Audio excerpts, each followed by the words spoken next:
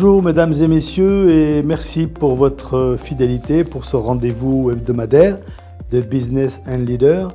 Aujourd'hui, j'ai le plaisir de recevoir Nabil Ammar, président de Cash Plus, une société familiale qui a démarré il y a plus de 20 ans avec 200 points de vente dans les services financiers.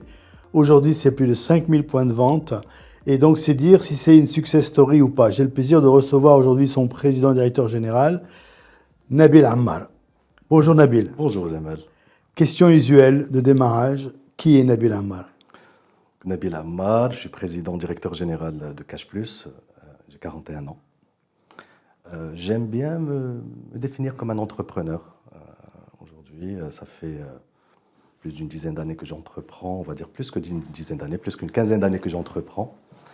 Et puis voilà, j'ai des boîtes dans la logistique, dans les services, etc. Mais principalement, je suis concentré sur Cash Plus depuis une dizaine d'années aujourd'hui. Des enfants? Pas encore. Pas encore. Pas encore, ça arrive. Attention, le dividende démographique marocain a besoin de toi, donc... Ne t'inquiète pas, je compte en faire beaucoup. Bon, c'est super. Comment un Nabil reprend les affaires, entre guillemets, du groupe familial et surtout, d'où il part, de quel héritage il part paternel? Écoute, l'histoire pourrait paraître longue. C'est vrai que je suis né dans une famille entrepreneuriale. Donc j'ai un papa qui est extrêmement entrepreneur. On va dire, au terme du jour, serial entrepreneur. Donc j'ai grandi dans cette famille-là où j'ai vu mon papa investir dans plusieurs business. Et puis très tôt, dès l'âge de 15 ans, mon papa a voulu que je sois intégré au monde professionnel. Donc j'ai fait tous mes étés, dès l'âge de 15 ans, où je travaillais. Et donc dès l'âge de 15 ans, j'ai commencé à travailler l'été. Donc première expérience, c'était dans une entreprise d'informatique. À l'époque, c'était 98. Je découvrais Internet. Je découvrais c'est quoi un ordinateur, c'est quoi une carte mère, c'est quoi de la RAM, c'est quoi un disque dur. Et puis ça m'a ouvert les yeux parce que cette boîte aussi faisait un peu de comptabilité, de gestion commerciale. Et donc j'ai découvert un peu le système des ERP, etc. Et puis, chemin faisant, j'ai eu une scolarité qui n'était pas facile. Je venais d'un système marocain et j'avais intégré un peu le système français, donc c'était compliqué pour moi. Et à 16 ans, 16-17 ans, j'étais réorienté en formation professionnelle. Pour mes parents qui considéraient ça comme un échec, que je ne puisse pas continuer le cycle normal, pour moi, ça a été vraiment une opportunité. Parce qu'en formation professionnelle, j'ai fait de la comptabilité et de la gestion. Et donc pendant 2 ans, j'ai appris c'est quoi faire un bilan, c'est quoi une balance, c'est quoi une entreprise, c'est quoi le droit, c'est quoi un créancier chorégraphaire. Donc très jeune, j'étais imbibé par l'entreprise. Et ces aventures, on va dire, estivales dans l'entreprise m'ont permis de découvrir différents métiers. Donc à 16 ans, j'étais dans un atelier de réparation automobile où j'ai fait mon stage ouvrier de mécanicien. À 17 ans, j'étais réceptionniste aussi dans un garage automobile, donc je voyais un peu le logiciel de gestion commerciale, etc. Et donc très tôt, je m'intéressais à l'entreprise. Et donc, comme je maîtrisais les bilans, etc., j'aimais regarder un peu les réalisations des différentes entreprises. Et je me rappelle aussi que mon papa avait ramené beaucoup de journaux. Beaucoup de journaux à la maison, donc je lisais. Donc très jeune, j'avais accès à la Vie Éco, l'Économiste. Un peu plus tard, c'était Demain. Donc tous les journaux là, un peu avant, vers 98, Aboubakar Jami, Ali Mrabat, etc. Donc très tôt, j'étais très intéressé aussi par ce qui se passait au niveau économique dans le pays et politique. Et c'est ce qui a façonné un petit peu moi-même, ce qui m'a façonné moi-même. Et donc, 20 ans, j'ai eu mon bac, difficilement aussi, parce qu'après avoir fait le cycle de formation professionnelle, j'ai pu réintégrer un cycle normal. Et donc, je pensais pouvoir continuer mes études normalement. Donc, je suis parti en France. J'ai fait 4 ans en France en cycle de commerce et gestion. Et puis, l'envie de retourner au pays était trop forte. Comme je passais aussi mes étés pendant que j'étais étudiant en France, je rentrais au Maroc, je travaillais dans la boîte familiale, Cash Plus. Et donc, je voulais rentrer. Et donc, comme ça, je suis rentré directement dans Cash Plus, qui n'était pas Cash Plus à l'époque, c'était une boîte qui faisait de la distribution de téléphonie et avec une petite composante de transfert d'argent. Donc, j'ai travaillé pendant 2 ans avec mon papa, la famille, etc. Et très rapidement, divergence de vision. Bon, j'étais jeune aussi, mais j'avais ma propre vision. Et donc, je suis sorti du groupe familial pour aller entreprendre. Et donc, j'ai lancé une première boîte de fleet management et géolocalisation de véhicules qui existe toujours aujourd'hui. Okay. Et dont je suis très fier. On équipe à peu près 5000 véhicules au Maroc. 5000, ça se rapporte au nombre d'agences, bizarrement. Magnifique, ouais. Et puis, je me suis lancé aussi dans les ERP. Donc, je mettais en place des ERP open source chez mes clients qui souhaitaient avoir du fleet management dans leur entreprise. Okay. Donc, au gré des rencontres clients, etc., je voyais d'autres business et je m'intéressais au business. Moi, je m'intéresse à tous les business. À chaque fois que je rentre dans une boîte, j'essaie de comprendre quelle est la problématique de l'entrepreneur, quelle est la problématique de la personne que j'ai en face de moi. Et donc, ça façonnait vraiment ma façon de voir les choses. Et donc, voilà, j'ai commencé à faire des ERP, puis à un certain moment, dans l'entreprise familiale, il y avait un besoin de ERP, on va dire de structurer un peu l'entreprise. Donc, j'étais comme prestataire, je suis revenu comme prestataire dans l'entreprise familiale, on a mis en place des ERP, et puis il y avait un besoin de mettre en place une solution de transfert d'argent. À l'époque, CashPlus commençait à grossir, donc il y avait quand même, à l'époque, 200 points de vente en 2012, et il n'y avait pas de système d'information pour gérer les points de vente. Donc, je me suis associé avec un ami, on a créé une boîte où on a commencé à développer un système d'information pour des institutions financières qui disposent de réseaux et qui veulent gérer des réseaux, que ce soit en propre ou à travers des mandataires. Donc, voilà un peu comment ça s'est passé le cheminement jusqu'en 2015, où CashPlus a voulu s'institutionnaliser en faisant rentrer un fonds d'investissement qui est Méditerranée Capital. Et à cette époque, Méditerranée Capital, quand ils ont fait leur due diligence, ils ont remarqué que le système d'information était externalisé chez le fils du fondateur. Et donc, ils sont venus me voir pour me dire, écoute, il faudra qu'on reprenne ce système d'information, qu'on le rachète. Est-ce que ça t'intéresse de rejoindre l'aventure? Et donc, c'est comme ça que je me suis retrouvé une seconde fois dans CashPlus. Et là, en tant que DGA, en charge de toute la partie pilotage opérationnel et développement de produits. S'il y avait une chose que tu as gardé du transfert, on va dire, de connaissances ou de valeurs de ton père, ce serait quoi? La valeur travail. J'ai vu mon père travailler énormément. Énormément, je ne le voyais pas beaucoup. C'était un entrepreneur qui, comme j'ai dit, dans plusieurs business, mais qui était aussi dans le métier de l'électricité, la haute et la moyenne tension. Donc, il voyageait beaucoup, il faisait les villages. Donc, comme il faisait le transport de lignes électriques, et donc dans le cadre du programme d'électrification rurale qu'avait connu le Maroc dans les années 80-90, donc moi, je n'ai pas vu mon père énormément. Mais quand il était là, c'était un vrai partage de connaissances, de culture. On lisait les journaux ensemble. On regardait à l'époque, je me rappelle, Anne Sinclair sur TV5, les fameux samedis soirs, je pense. Donc j'étais vraiment très imbibé par tout ça. Et donc valeur travail et beaucoup d'humilité, de modestie. Mon père est quelqu'un de très discret et je suis pareil. Aujourd'hui, il suit encore la vie de CashPlus? Il suit toujours dans les détails. Et des fois, je lui dis, tu le suis dans les détails plus que moi. D'accord, bon, ça veut dire qu'il y a une vraie appropriation familiale, en tout cas, et une belle continuité. Aujourd'hui, pour nous, ceux qui nous regardent, quand on dit CashPlus, les services financiers, en deux mots, qu'est-ce que ça veut dire? En deux mots, on parle toujours de FinTech. Nous sommes une entreprise technologique au service des services financiers. Maintenant, CashPlus est aussi un réseau, une technologie. En face de ce réseau-là, il y a des entrepreneurs aussi, des femmes et des hommes. On est le plus large réseau de franchisés au Maroc. Nous avons pratiquement 4000 franchisés aujourd'hui. Et nous avons à peu près 12 millions de clients qu'on sert annuellement. Donc CashPlus aujourd'hui est un opérateur, pas que financier, mais dans les services de proximité, et qui fait ça à travers de la technologie. Quels sont les services de proximité? Il y a plus de 150. Je pourrais vous en parler. 80-20, restons dans les 80-20. Oui, 80-20, on va dire, on est très gros sur le transfert d'argent, donc international, et donc nous recevons de l'argent de notre diaspora. Le Maroc reçoit plus de 100 milliards de dirhams annuellement. Nous représentons une bonne partie de ces transferts qui sont déboursés en cash, mais pas que. Il y a du transfert domestique aussi. Donc, beaucoup de personnes se transfèrent de l'argent d'un point de vente à un autre. Et puis aussi, nous ouvrons des comptes depuis quelques années. Et donc aujourd'hui, nous avons à peu près 2 millions de personnes qui détiennent un compte CashPlus et qui l'utilisent comme une banque. Comme une banque, sauf que nous ne sommes pas une banque, nous sommes un établissement de paiement, nous sommes régulés par la Banque centrale, et ces comptes-là, c'est exactement comme une application bancaire, sauf qu'on ne passe pas au débit, et il y a un plafond qui ne dépasse pas les 100 000 dirhams. Quelle est la place du Maroc aujourd'hui dans cette fintech au regard d'autres pays? Est-ce qu'on est plutôt en avance, plutôt au milieu ou plutôt en retard? Dépendamment de si on se voit globalement.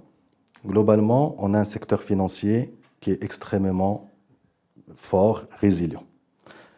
En termes de fintech, jusqu'au jour d'aujourd'hui, on n'a pas encore de vraie fintech au Maroc, mis à part des très petites.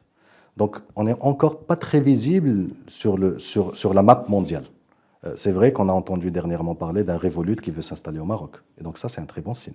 Ça veut dire qu'il y a un marché et que c'est un marché intéressant. Et donc aujourd'hui, nous souhaitons, autant que CashPlus, nous positionner comme une vraie fintech au service de nos clients marocains, qu'ils soient ici ou ailleurs. Donc ça veut dire qu'on peut rêver que demain, un CashPlus peut devenir un Revolut Maroc. C'est l'objectif. C'est l'objectif pour CashPlus, c'est d'adresser 100% des Marocains avec des services financiers, mais pas que.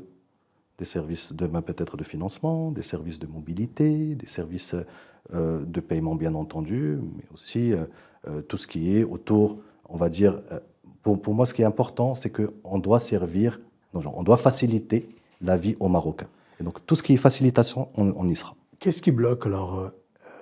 Est-ce que c'est la technologie? Est-ce que c'est la réglementation? Est-ce que c'est la culture? Je vais dire peut-être plus la culture. Sur les statistiques au Maroc, nous avons quand même plus de 40% des Marocains qui ne sont toujours pas bancarisés. Nous avons aussi une problématique d'éducation financière qui est importante. Nous avons une problématique importante d'analphabétisme. Et donc, je pense que c'est les plus gros freins aujourd'hui qu'il faut adresser et les plus gros challenges qu'il faut aller faire bouger. Quand on voit que la genèse du mobile banking, elle est née dans un pays comme le Kenya, avec des paysans qui payaient leurs achats avec leur téléphone. Est-ce qu'on ne peut pas dire que l'analphabétisme n'est pas vraiment un frein, mais c'est beaucoup plus la culturation à l'utilisation et donc l'éducation financière dont tu parles qu'il faut accélérer? Est-ce que c'est l'analphabétisme ou est-ce que c'est le manque de vulgarisation? Je pense au-delà de ça, bien entendu, il y a la problématique de l'analphabétisme, mais comparer le Maroc au Kenya, je pense que c'est deux choses différentes, c'est deux mondes différents. Au Maroc, nous avons un système bancaire qui est très fort. Nous avons des réseaux bancaires très larges. Quand on voit des banques, elles ont 2000 points de vente.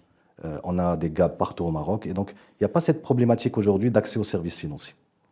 C'est vrai que sur certains territoires, dans le monde rural, beaucoup plus que dans le milieu urbain. Et donc, on ne peut pas se comparer au Kenya où il n'y avait presque pas de réseau de financier. Donc, c'est pour ça que quand il y a un pain point qui est important et qui est adressé et qui répond un peu aux besoins du client, ben, ça prend directement. Il y a ce qu'on appelle un product market fit.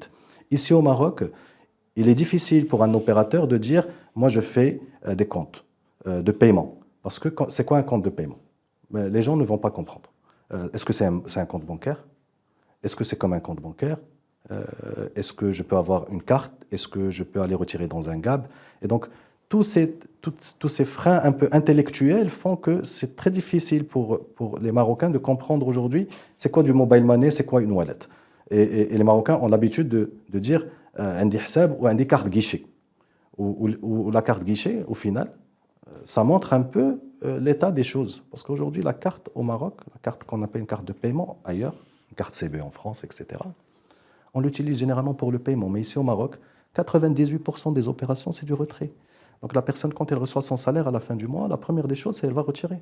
Donc pour payer le hanout, pour payer le loyer, pour payer le doulma, et faire rebelote. Et donc le fait d'aller payer avec une carte n'est pas encore aujourd'hui un automatisme. Donc il y a un sujet culture. Très. Avec ton expérience, depuis ton retour, depuis tes expériences d'entrepreneur, etc., quelle lecture tu donnes à l'entrepreneuriat au Maroc, en général au Maroc? Est-ce que les choses sont véritablement facilitées? Est-ce que les difficultés sont encore là? Comment on pourrait accélérer ça? Écoute, premièrement, je pense qu'il y a un vrai travail sur l'éducation. Et c'est extrêmement lié à ce qui se passe aujourd'hui au Maroc. Nous avons un système éducatif aujourd'hui où, si on n'est pas dans une élite, on ne va pas y arriver. Et c'est très difficile aujourd'hui. Quand bien même il y a des très belles initiatives, le LIDEX, etc. Mais on voit qu'il y a beaucoup de personnes qui restent au banc de la société. Le fait aussi que le Maroc se veut être un pays à la pointe de la technologie et digitalise de plus en plus ses services. Quand on voit aujourd'hui l'ADI, c'est tout ce qui est douane, tout ce qui est douane. Aujourd'hui, 98% des services de paiement chez la douane sont digitalisés. Pareil, aujourd'hui, on voit par exemple sur les aides sociales, il y a 3,6 millions de familles qui reçoivent des aides sociales, mais quand on leur a demandé d'aller s'inscrire pour ces aides, ça a été une inscription digitale. Et donc ces personnes-là ont dû se rendre dans des points de vente comme Cash Plus pour venir s'inscrire parce qu'ils n'ont pas su le faire digitalement. Donc nous sommes aujourd'hui, la présence de réseaux physiques est extrêmement importante aujourd'hui pour créer ce lien entre les institutions et les populations qui sont non digitalisées ou qui n'arrivent pas à s'inclure, de pouvoir se connecter et s'inscrire dans cette digitalisation. Donc on est un maillon essentiel. Donc mettre en place des réseaux, communiquer fortement avec ces populations est quelque chose de primordial. Maintenant, bien entendu, il faut des incitations. Au-delà d'équiper les gens en moyens de paiement, il faut que ces gens puissent utiliser ces moyens de paiement ailleurs, c'est-à-dire chez des marchands. Et aujourd'hui, le plus gros sujet, c'est comment embarquer les commerces dans la digitalisation. Quand on ne veut pas aller prendre un café, on va aller sortir là, dans le café du coin, on voudra payer par carte, il n'aura pas de TPE. Pourquoi? Parce que pour lui, un TPE, c'est un coût. Cette transaction va lui coûter cher, il va être tracé et il n'a pas envie, tout simplement. Le cash lui coûte rien. Pour lui, le cash lui coûte rien, c'est zéro. Mais il ne voit pas l'intérêt aujourd'hui de s'inscrire et puis d'être tracé fiscalement. Donc c'est pour ça que je reviens au sujet d'incitation. Comment on peut inciter cet écosystème de commerçants, de marchands à pouvoir s'intégrer dans ce monde du paiement, digitaliser le paiement, en payant bien entendu les moindres frais, et que la pression fiscale ne soit pas aussi importante. On a deux sujets. Au regard de ce que tu viens de dire, d'un côté, on a une économie informelle qui tourne entre 35 et 40% du PIB. De l'autre côté, grosso modo, 500 milliards de dirhams de cash qui se baladent comme ça dans le ciel. Donc oui, effectivement, il y a un vrai sujet d'éducation, mais de manière holistique, c'est-à-dire que tout le monde doit faire l'effort. Quel doit être le rôle de l'État pour cette éducation et quelle doit être, d'après toi, la responsabilité du citoyen pour pouvoir se connecter à un moment donné, pour être dans le monde de demain? Comment on fait? C'est la question à $1 milliard. Je prends le milliard. Mais il est vrai, ce que j'ai dit pour le gouvernement aujourd'hui, c'est de pouvoir mettre en place des mesures d'incitation. C'est vraiment important aujourd'hui que les commerces puissent s'inscrire dans cette dynamique-là, en sachant qu'ils seront le moins impactés fiscalement.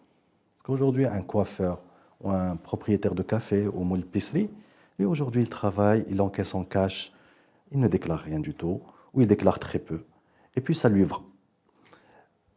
Pour le client, pareil, aujourd'hui, c'est facile pour lui de payer en cash. Il sort le matin, il a ses 50 dirhams, ses 100 dirhams, il va prendre son bus, etc. Mais il faut que, je pense que le gouvernement devrait, en tout cas les autorités, devraient commencer à imposer ce qui s'est passé aussi, par exemple, dans un pays comme le Japon. Qui aurait cru que le Japon, moi je ne savais pas, le Japon, il y a quelques années, 90% des paiements étaient en cash. Ça, c'était il y a 5 ans. Qui est un pays, le Japon, c'est un pays extrêmement digitalisé. L'État a fait en sorte d'imposer le paiement par carte et de donner des incitations fiscales, c'est-à-dire, par exemple, pas de TVA pendant 6 mois, pas d'encaissement de TVA pendant 6 mois pour promouvoir le paiement digitalisé. Donc c'est le genre d'initiative aujourd'hui que l'écosystème attend et que c'est un signal fort de l'État pour que ces 500 milliards baissent à des niveaux beaucoup plus raisonnables. Aujourd'hui, on est dans une période un peu turbulente avec ces jeunes qui sont sortis dans la rue pour réclamer de l'éducation, de la santé, la réduction, voire l'extermination de la corruption. Mais pour faire société ensemble, on a besoin d'un contrat social dans lequel les gens payent leurs impôts, parce que ces impôts sont censés servir à un système de santé, à une éducation accessible à tout le monde. Est-ce qu'on n'est pas dans un paradoxe permanent où le citoyen veut que les choses changent, mais qu'en même temps, il n'a pas envie tellement de payer ses impôts, il veut pas déclarer. Comment ta génération aujourd'hui voit ça? Il y a une dualité. Oui, certes, il y a une dualité, mais avant tout, il y a des prérequis. Pour que je puisse payer des impôts, il faut que je puisse voir que mon système de santé est viable. Pour que je puisse payer des impôts, il faut que je sache que si je vais en justice, ça va être équitable. Et donc, il y a un vrai sujet aujourd'hui concernant la corruption qui doit être éradiqué. Parce que c'est ça aujourd'hui qui gangrène ce pays-là. C'est au-delà Nous voyons que notre pays est en train d'évoluer de manière incroyable. Et c'est vrai qu'on ne le communique pas assez et qu'on ne le claime pas assez. On a vu notre note à l'international investment grade progresser, et ça, c'est un exploit pour notre pays. On voit que notre PIB a dépassé les 5%, c'est un vrai exploit. Mais les jeunes ne voient pas ça comme ça. Les jeunes, et c'est pour ça aussi, je reviens un peu à ce que je disais tout à l'heure, nos jeunes ne lisent pas assez pour savoir qu'est-ce qui se passe dans ce pays-là. Si on lit un peu, on saura ce qui se passe. Mais aussi, il faut communiquer. Il faut que l'État communique pour dire, voilà, nous avons construit plein d'hôpitaux. Et on voit plein d'hôpitaux se faire. Mais derrière, il y a une vraie problématique d'humains. Et ces humains-là, si aujourd'hui, on ne vient pas avec un impact fort en disant, nous souhaitons encore déjà combattre la corruption de manière importante et faire en sorte que ce contrat social, déjà qu'on soit d'accord sur un sujet, corruption, on enlève. Et puis je pense qu'il y aura une dynamique positive, même de toutes les parties prenantes. Moi, en tant que commerçant, si je vois que ça se passe bien, je suis prêt à payer des impôts. Les commerçants ne sont pas réticents à payer des impôts. Mais il faut juste qu'ils voient que quand ils paient quelque chose, ils le ressentent dans leur vie quotidienne, qu'il y a des routes, qu'il y a des hôpitaux, que le système de justice est viable, etc., etc. Je pense qu'on est vraiment dans le paradoxe du moment, puisque ces jeunes qui devraient être un peu plus informés, théoriquement le sont, puisqu'aujourd'hui le digital sont nourris, sont noyés d'informations. La question, c'est quel type d'informations auxquelles ils s'intéressent, etc., etc. D'autre part, tu disais que oui, on construit les hôpitaux. La question n'est pas de construire, parce qu'on est très fort, nous, pour les infrastructures. La question, c'est ce que tu as mis en avant, c'est aujourd'hui ces hôpitaux, il leur faut des hommes et des femmes qui respectent le patient, qui ait une expérience patient digne de ce nom, que le matériel soit utilisé. Il ne suffit pas d'avoir un bel hôpital physique, ça on sait faire. Et donc je pense qu'aujourd'hui le retard qu'on a pris, c'est aussi un retard sur le capital humain, sur les skills, sur les compétences. Comment toi tu vis ça aujourd'hui, ne serait-ce que dans ta boîte? Je vais te faire une confidence. Il y a 10 ans, je ne me voyais pas au Maroc. Je me voyais repartir à l'étranger. Aujourd'hui, les choses, je pense qu'elles sont en train de changer, elles sont en train de changer dans la bonne direction. Moi, je ne quitterai le Maroc pour rien au monde aujourd'hui. Pourquoi? Parce que je vois qu'il y a une énergie juste magnifique. Je le vois quotidiennement avec mes équipes. Je vois comment ça se passe avec mon réseau. Je vois les entrepreneurs. Nous avons plus de 4000 entrepreneurs qui ont rejoint l'aventure de Cash Plus. Pratiquement 30% de l'évolution de notre réseau se fait à travers les entrepreneurs qui croient à la marque. Donc tous les jours, je reçois des demandes de franchisés qui veulent rajouter la 2e, la 3e, la 10e agence. Et donc tu vois qu'il y a une certaine dynamique qui est intéressante, qu'il y a des gens qui ont envie de créer. Donc clairement, c'est très positif de mon côté. Après, c'est vrai qu'il y a ces petits incidents du quotidien, mais je pense que c'est des périodes passagères. Et on va dépasser tout ça, Inch'Allah. Le Maroc a de très, très belles perspectives. Et aujourd'hui, justement, les perspectives dont tu parles, par rapport à des activités comme la tienne, comment tu te vois demain à l'international si tu devais t'expand, comme dirait l'autre? Moi, je suis partisan qu'il faut entreprendre dans son pays d'abord et faire preuve et avoir le right to win, le droit de gagner. Donc, pour moi, il faut déjà qu'on puisse gagner ici au Maroc sur plein de sujets. Et il y a encore sur plein de sujets, on a envie de prouver. On a besoin de prouver. On l'a prouvé sur les services financiers, sur le transfert d'argent, sur la mise à disposition du réseau. Mais on a beaucoup de challenges qui arrivent. Les challenges dont on a discuté là tout de suite. La digitalisation des Marocains. Encore aujourd'hui, ces 2 millions de clients aujourd'hui qui sont chez Cash Plus, quand ils reçoivent leur salaire à la fin du mois, ils viennent le retirer automatiquement. Et donc, pour moi, aujourd'hui, mon principal challenge, c'est comment faire en sorte que ces Marocains puissent aller le dépenser sur des terminaux de paiement, le dépenser digitalement. Donc, pour moi, j'ai déjà un gros challenge d'équipement des commerçants en terminaux de paiement, d'équipement de mes clients en d'autres produits de type financement, du Buy Now, Pay Later, etc. C'est des choses aujourd'hui sur lesquelles nous sommes en train de travailler. Donc, j'ai déjà un premier challenge local. Puis, bien entendu, comme toute entreprise, comme tout entrepreneur, l'idée d'expand ailleurs est toujours intéressante. Après, elle a de gros challenges et de gros défis. Donc voilà, une grande partie de notre clientèle, c'est de la diaspora marocaine aussi, qui nous connaissent à travers leurs bénéficiaires. Et donc l'idée aujourd'hui aussi, pourquoi ne pas aller toucher cette diaspora marocaine avec des services qui lui sont propres. Tout à l'heure, tu disais qu'il y avait un sujet de culture par rapport à l'éducation financière de nos concitoyens. Est-ce que tu penses que c'est simplement le fait de mettre des terminaux de paiement partout? Comment toucher la culture? Comment faire évoluer cette culture pour que demain, la plupart des Marocains puissent utiliser une carte? Je pense que c'est un travail qui doit se faire sur le plus jeune âge. Notre système scolaire aujourd'hui, on avait le préscolaire qui a toujours été abandonné. Et donc, il faut absolument investir très fortement sur la jeunesse, sur le préscolaire, pour que nos jeunes, quand ils grandissent, ils savent c'est quoi des services financiers. Ils ne doivent pas se limiter à un téléphone pour faire du TikTok et faire du Facebook et faire des podcasts. L'idée, c'est qu'ils savent c'est quoi des services financiers, c'est quoi transférer de l'argent, etc. C'est quoi une carte, que ça ne sert pas au guichet, etc. Donc pour moi, il y a un sujet aujourd'hui on appelle ça de financial literacy. C'est quoi un financement, comment on peut se faire financer, pourquoi on devrait se faire financer des fois, parce que quand on voit un petit peu dans le milieu rural, les petites coopératives, pour évoluer, elles ne peuvent pas évoluer toutes seules. Donc il faut leur mettre en place un cadre d'accompagnement, et dans ce cadre d'accompagnement, on va les éduquer à des services, et notamment comment aller prendre un petit financement qui va t'aider pour acheter une petite machine. Et par la suite, quand tu vas grandir, tu vas prendre un peu plus gros financement, etc.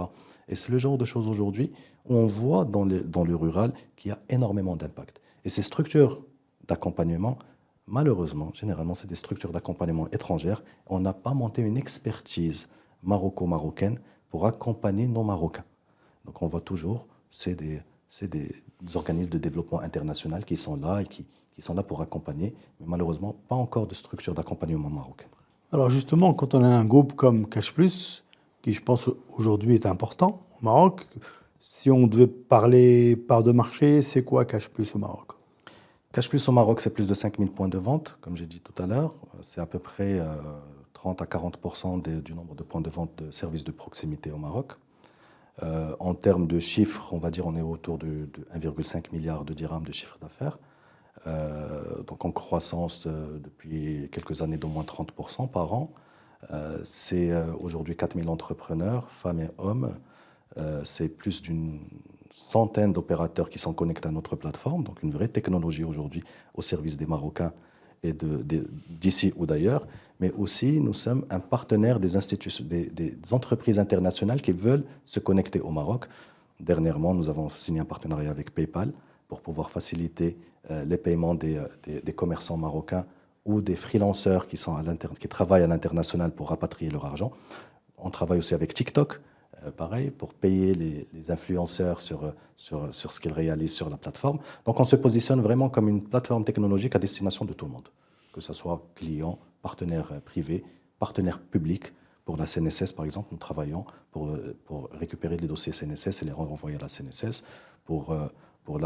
Bientôt, il y aura des aides qui sont destinées à des éleveurs qui devraient passer par des réseaux tels que le nôtre. Donc, c'est des sujets aujourd'hui où nous souhaitons nous positionner, e-gov principalement, et puis, bien entendu, plateforme technologique à destination de tous. Alors, quand on est Cash Plus, est-ce que Cash Plus aujourd'hui a une politique RSE, justement, pour accompagner à l'inclusion financière? Et si oui, quels sont les types d'initiatives que tu mets en place? Dans notre ADN fait que nous sommes une société à impact et nous faisons beaucoup d'inclusion financière. Le fait aujourd'hui que nous avons un réseau qui a 5000 points de vente avec 20% dans le rural fait que nous rapprochons un peu ces services d'inclusion au Maroc. Donc tout notre métier, c'est que de l'inclusion.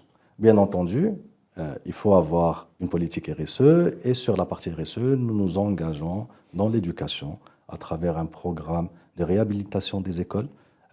Suite, bien entendu, ce qui s'est passé à Flhaouz, on s'est concentré principalement ces 3 dernières années à Flhaouz en réaménageant à peu près une dizaine d'écoles et d'accompagnement de certaines associations locales pour différentes initiatives, notamment l'accès à l'eau, l'accès à l'éducation, l'accès à Internet.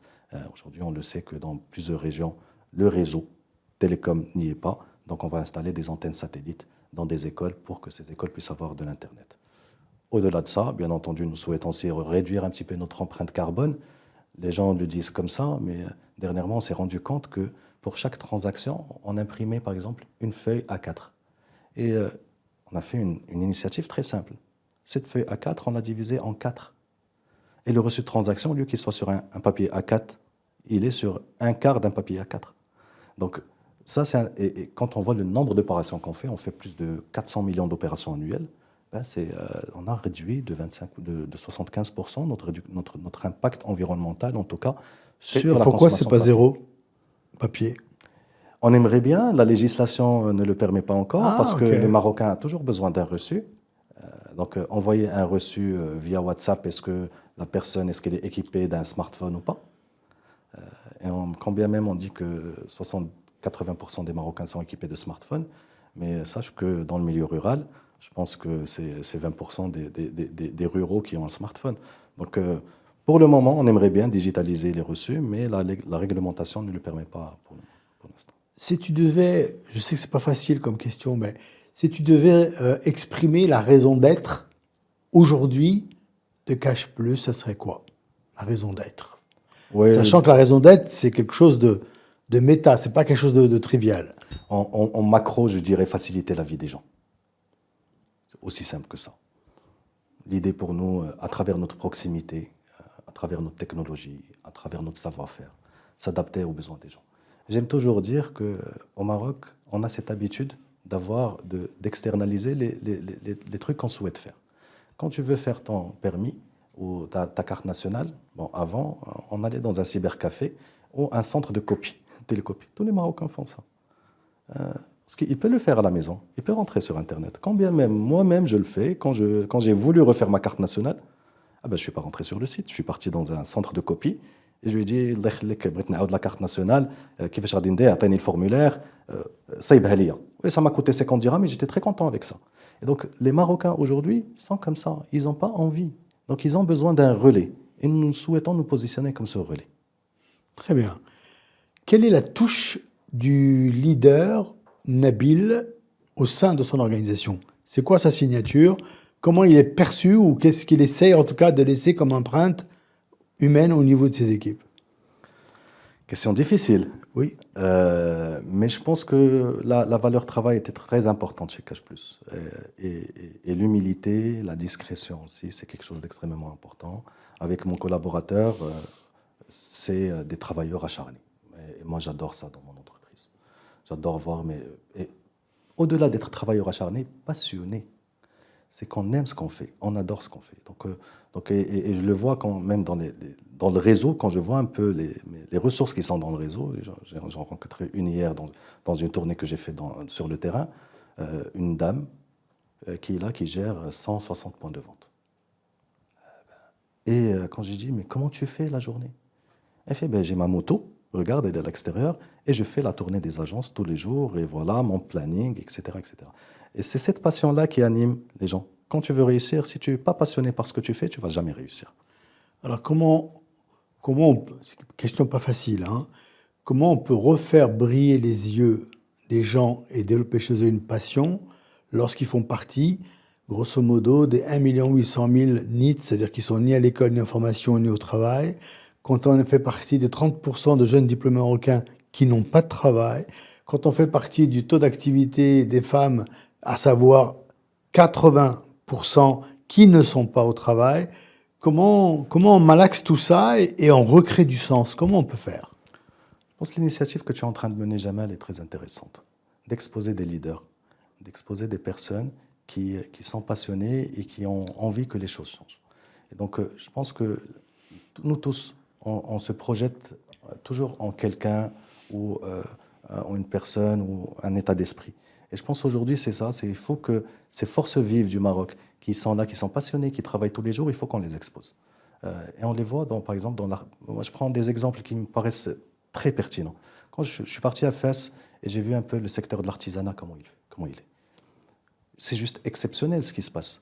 Mais en même temps, c'est très désolant parce qu'on voit qu'il n'y a plus de relève générationnelle. Je suis rentré dans des boutiques, on me disait Donc, je suis parti avec mes parents, ils me disaient, cette boutique, je suis venu il y a 30 ans, il y avait le Hajj, et on demandait le Hajj, Allah yahmou, et on t'a le Wuld, وأنا راني خدام ولكن واش انت اللي خدام بيديك؟ لا انا عندي معلميه. الا كانوا عندك معلميه ما خدمتيش بيديك tu vas pas succéder. Bon, bien sûr tu vas pas lui dire comme ça, mais c'est ça aujourd'hui, c'est cette transmission là où on a une vraie problématique. Et ça tu peux la transposer sur plein de secteurs. D'une part, d'autre part aujourd'hui on a une vraie problématique de génération de transmission aussi. On voit de très très belles boîtes aujourd'hui où il n'y a pas de transmission. Et donc, comment mettre en place un processus où on sensibilise les fondateurs de ces boîtes pour mieux transmettre à leur progéniture. Qu'est-ce que tu pourrais dire, justement, j'aime bien ton approche, quel message tu pourrais envoyer aujourd'hui à ces leaders qui préfèrent vivre heureux et vivre cachés et ne pas s'exposer, justement, alors qu'ils ont, comme tu dis si bien, un devoir de s'exposer dans le momentum du Maroc aujourd'hui, parce que la jeunesse marocaine a besoin de rôle modèle. Qu'est-ce que tu leur dis, toi, aujourd'hui? Moi, je pense que ces leaders, ils ont juste besoin d'être approchés et être sensibilisés, parce qu'ils ne sont pas approchés. Moi, quand je vois un peu le contenu qu'on a aujourd'hui, on parlait tout à l'heure de contenu pour les jeunes. Ce contenu-là, aujourd'hui, n'est pas en corrélation avec ce qu'ils veulent voir. Et donc, il faut que ces entrepreneurs soient approchés par des personnes comme toi, par des personnes qui veulent montrer qu'au Maroc, on peut réussir. On peut réussir dans tous les domaines. Je n'ai pas besoin de montrer que des start-upers ou des patrons de grandes boîtes, mais il faut montrer des artisans qui réussissent tous les jours, des commerçants qui ont réussi, des personnes qui sont dans leur métier qui réussissent. Mais il faut les approcher. Et je trouve que ça manque aujourd'hui de plateformes où on va rassembler ce genre de personnes. Dans ta boîte, quelle est la moyenne d'âge? 28 ans. Donc tu as pas mal de jeunes Z, j'imagine. J'ai beaucoup de jeunes Z. Et alors justement, qu'as-tu remarqué justement dans le mode de management de ces jeunes Z aujourd'hui que tu pourrais partager avec beaucoup de dirigeants marocains? Parce que l'enjeu aujourd'hui, pour être très clair, c'est que la démographie marocaine est exceptionnelle. La génération Z, c'est grosso modo moins de 35 à 40% de la population. Mais très peu de dirigeants savent s'accommoder à cette culture-là. Comment toi, tu fais aujourd'hui? Je te mentirais si je te dis que j'ai la réponse. Nous avons remarqué un vrai changement sur ces 5-6 dernières années. Il y a un avant-Covid et un post-Covid. Avec Covid, nous avons découvert le travail à distance. Nous avons découvert les horaires aménagés. Et ces générations ont grandi dans ça, parce que ça fait 5 ans ou 6 ans aujourd'hui. Et ils sont demandeurs de ce genre de choses. Donc pour nous, c'est très difficile. Sincèrement, nous qui sommes, même si j'ai 42 ans, 41 ans, c'est comme si j'appartiens à un ancien monde que je ne connais pas. Et je ne connais pas ce nouveau monde. Donc c'est très difficile de nous adapter. Et donc il faut qu'on puisse trouver un juste milieu entre leur volonté d'être libre, de pouvoir travailler comme ils veulent, comme ils le chantent, etc. Et en même temps, où il y a un engagement fort. Et c'est pour ça où il faut donner aussi cette forme de... transmettre cette forme de passion à ces jeunes pour qu'ils puissent se sentir dans leur élément et qu'ils puissent donner le meilleur d'eux-mêmes. Mais justement, donner le meilleur d'eux-mêmes à cette génération-là passe essentiellement d'abord par comprendre comment elle fonctionne. Et l'enjeu d'aujourd'hui, je pense, non seulement pour le pays, pour les élus, pour les politiques, etc., qui sont plutôt en décalage sur ça, mais dans l'entreprise, c'est exactement pareil. Et l'enjeu, est-ce que le dirigeant, est-ce que toi, en tant que dirigeant aujourd'hui, tu es prêt à créer ce pont pour créer l'engagement durable dont tu parles? Parce qu'ils sont engagés. Ce ne sont pas des gens qui se désengagent, ce n'est pas vrai. Mais ils ont besoin d'une certaine écoute, d'une certaine modularité dans l'organisation et dans la culture. Et donc, la culture d'entreprise aujourd'hui est au cœur de la stratégie de la performance. Comment tu définis, toi, en quelques mots, ta culture d'entreprise? Je parlais de passion. Il faut incarner la passion. C'est très important. Incarner, très important. Un jeune, quand il voit son dirigeant, voit plutôt son manager, parce que clairement, il n'y a pas que des dirigeants, il y a surtout des managers, c'est eux qui alimentent un peu les équipes. Il faut qu'ils incarnent ces valeurs que tu souhaites. Donc passion, travail, engagement, créativité. Il ne faut pas brider les idées. C'est très important pour un jeune. Il faut le laisser dans son espace.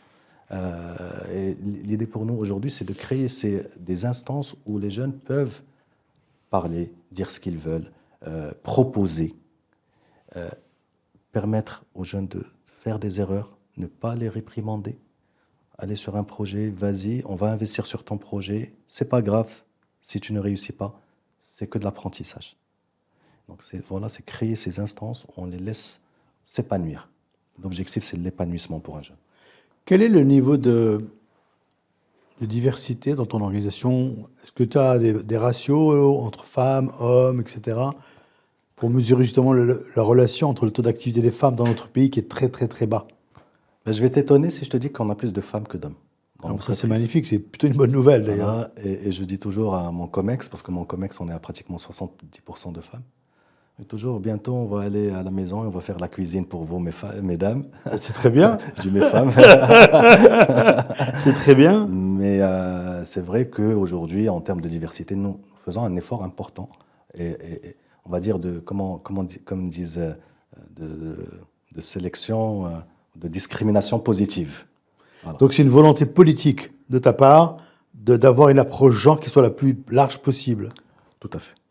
Donc ça c'est important parce qu'effectivement on voit bien qu'il y a des statistiques souvent qui le disent quand les COMEX ou les conseils d'administration ont minimum 30 à 40% de femmes, on s'aperçoit que la performance est supérieure de 8 à 12%. Donc je trouve que c'est important et c'est bien qu'une société comme Cash Plus soit locomotive dans ce sens-là. Quel est le rapport de Cash Plus au monde de l'éducation? Est-ce qu'aujourd'hui, Cash Plus est présent dans les universités, sous une forme ou sous une autre? Quelle est ta vision? Quelle est ton approche? Écoute, dans notre politique RSE, nous souhaitons nous engager très fortement dans l'éducation. Et donc, nous en avons des initiatives d'accompagnement, de réhabilitation d'écoles, mais pas que, d'équipement des écoles en matériel éducatif, donc des ordinateurs, des connexions satellites, remplir des bibliothèques, faire en sorte d'avoir des bibliothèques dans des écoles. Pour nous, ça, c'est important. Bien entendu, à côté, nous souhaitons aussi mettre en place un programme de sensibilisation ou d'éducation aux services financiers. Ça, pour nous, c'est important, à destination surtout des coopératives, du milieu rural, des femmes qui travaillent de manière collective dans le milieu rural. Et ça, on le fait à travers des associations qui nous accompagnent quotidiennement. Dans la répartition de ton réseau, quelle est la part qui est très présente dans le rural? 23%, exactement. 23%. Quand on revient au discours de Sa Majesté sur sa volonté de ne pas avoir un Maroc à deux vitesses depuis des années, qu'il le dit, est-ce que toi, donc, dans ces réseaux-là, dans le rural, est-ce que tu sens qu'il y a ce Maroc à deux vitesses? Est-ce que tu sens qu'il y a une évolution? Comment tu la lis, toi, qui vas sur le terrain? Écoute, oui, Sa Majesté l'a bien précisé, qu'il y a un Maroc à deux vitesses. Nous, dans la sélection des ouvertures des franchisés, on a toujours deux critères, surtout dans le rural. Est-ce qu'il y a une route? Est-ce qu'il y a une connexion Internet? J'en ai parlé tout à l'heure, il y a 30 ans, il y a eu un programme d'électrification rurale. Aujourd'hui, alhamdoulilah, au Maroc, il y a l'électricité partout. L'eau est une problématique, mais l'électricité, il y en a partout. Maintenant, c'est les connectivités. Et connectivité, que ce soit route ou technologique. Maintenant, on est en train de voir aussi des villes rurales qui sont en train d'évoluer. Quand tu prends ce qui s'est passé là dernièrement dans la zone d'Agadir, l'Qléa était une commune il y a 10 ans, il n'y avait rien. Il n'y avait rien. C'était un boulevard avec quelques maisons de part et d'autre. Aujourd'hui, c'est une ville, je pense, de plus de 50 000 habitants. Et donc, c'est une ville qui s'est transformée radicalement.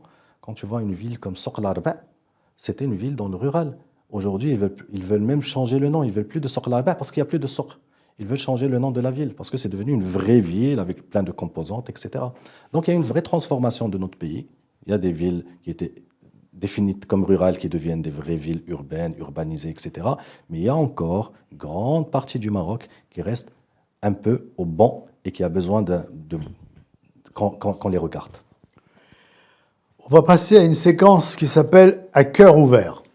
Donc tu as le droit à prendre 3 cartes, c'est 3 questions Oui. que je te poserai après, donc tu choisis.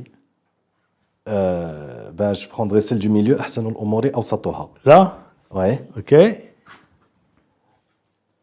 Et toujours le milieu. T'es un social-démocrate, t'es centriste, toi. Très centriste. Encore?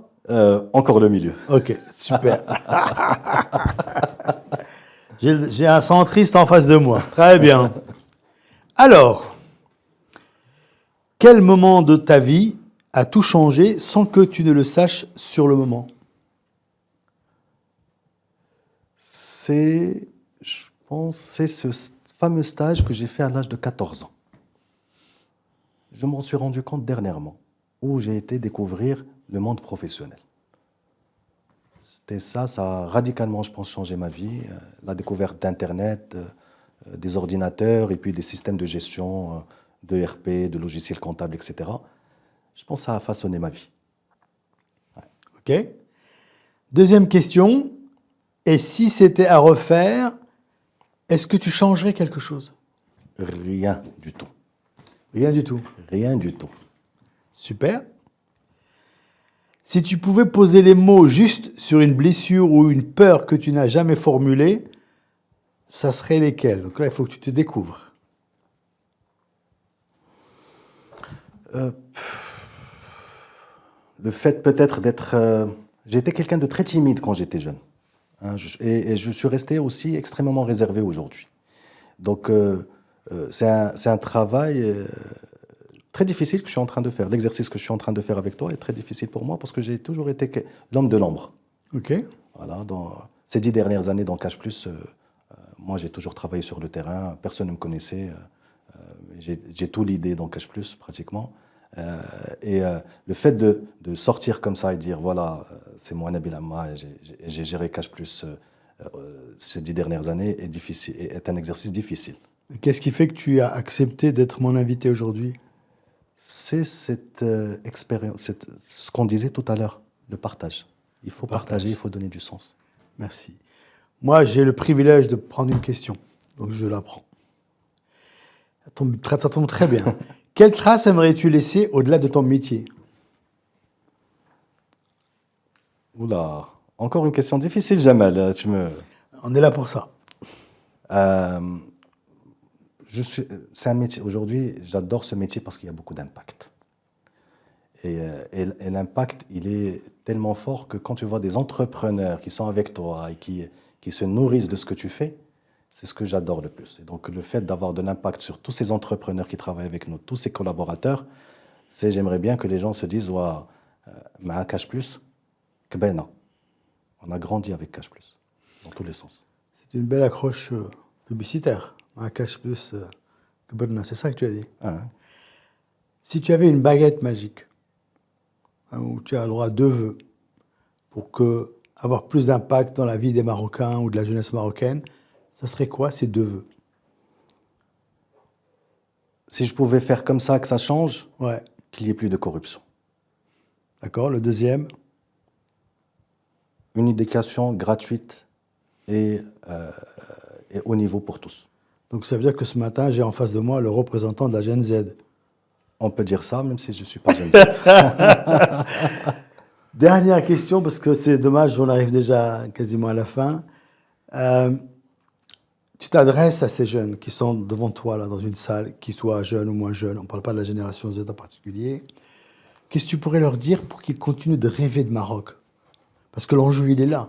C'est que nos jeunes doivent continuer à rêver de Maroc. Qu'est-ce que tu pourrais leur dire, toi qui as fait ces va-et-vient, etc., et qui aujourd'hui clame et dit « Moi, je ne quitterai pour rien au monde le pays aujourd'hui ». Qu'est-ce que tu pourrais leur dire pour leur donner envie de continuer à y croire et à se passionner? Qu'est-ce que tu pourrais leur dire?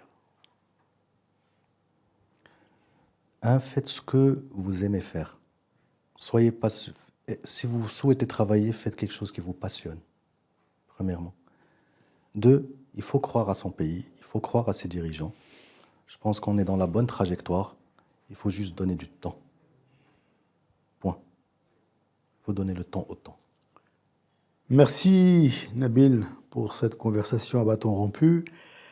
Mesdames et messieurs, chers amis, comme moi, je pense que vous avez été captivés par, on va dire, cette passion qui est ressortie de la conversation avec Nabil, de sa vision de l'entreprise, mais surtout de la vision de l'impact. Il a beaucoup parlé d'impact aujourd'hui par rapport à son métier, par rapport à cette inclusion financière, qui en même temps est un élément important de transformation de notre pays, parce que le monde dans lequel nous sommes est un monde numérique, digital, et l'inclusion financière. Et lui, aujourd'hui, il dit aussi que sa raison d'être, finalement, c'est de faciliter la vie des gens à travers l'inclusion financière. En tout cas, j'espère comme moi, vous avez pris beaucoup de plaisir pour cette conversation, et je vous donne rendez-vous au prochain podcast de Business and Leaders. À bientôt.